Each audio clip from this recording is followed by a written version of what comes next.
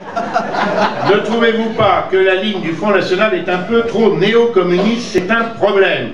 Je pense que la personne qui pose la question fait référence à la défense que manifeste Marine Le Pen et un certain nombre de nos amis de tel ou tel service public, en oubliant que si ce service public a été décrié, c'est à cause des abus d'un certain nombre de syndicalistes, de CGTistes, etc. Et aussi dans la crainte que cela relègue au second plan notre défense très énergique des libertés économiques contre les excès de fiscalité, de taxes et de bureaucratie. Alors je crois que cette critique peut paraître légitime, je comprends la personne qui pose la question, mais en réalité, il s'agit surtout de défendre un certain nombre de pans entiers de notre économie contre les tentatives qui, sous prétexte de libéralisation, visent à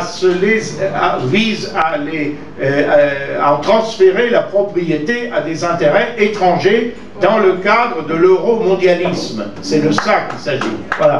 Alors nous ne sommes pas devenus communistes, nous ne sommes pas partisans de la lutte des classes, nous sommes partisans de la liberté d'entreprendre. Nous considérons que les artisans, les commerçants, les chefs d'entreprise, les vrais chefs d'entreprise, ceux qui créent leurs entreprises avec leur argent, qui s'endettent, qui travaillent jour et nuit, y compris les week-ends, qui ne prennent pas de vacances, qui angoissent avant de faire les échéances, qui créent des emplois, pas les fonctionnaires politisés qui se trouvent bombardés du jour au lendemain par la faveur politique à la tête d'entreprises du CAC 40 anciennement nationalisées, qui se font verser des salaires ou des jetons de présence considérables, qui se recrutent par cooptation, qui souvent d'ailleurs gèrent très mal les groupes dont ils ont la charge, et qui ensuite les quittent avec des parachutes dorés monumentaux, avec une indécence incroyable. Moi qui ai toujours été partisan de la liberté d'entreprendre, je dois dire que quand même, mes parents avaient un ami polytechnicien qui était l'un des bras droits du patron de la CGE, qui était la grande entreprise dont sont issus Alcatel, Alstom, etc. Bon, je crois que le patron de la CGE, il gagnait,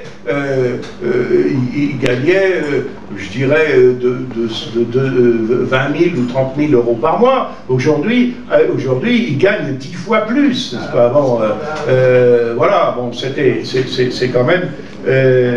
dans la situation actuelle, il y a une certaine indécence. Il y a une indécence. Quand on pense que M. Abraire, bon, issu du monde de la fonction publique, dans lequel il aurait dû rester d'ailleurs, bon, patron du Crédit Lyonnais, fait 15 000 milliards de dettes que les Français doivent éponger par leurs impôts, et que la seule sanction à laquelle pensait M. Balladur était de l'enlever quand même, parce que c'était trop visible, de la présidence du Crédit Lyonnais, où il était payé 600 000 francs par mois, pour le mettre à la présidence du Crédit Mutuel, où il n'était plus payé que 400 000 ou 500 000. Non, c'est quand même extravagant.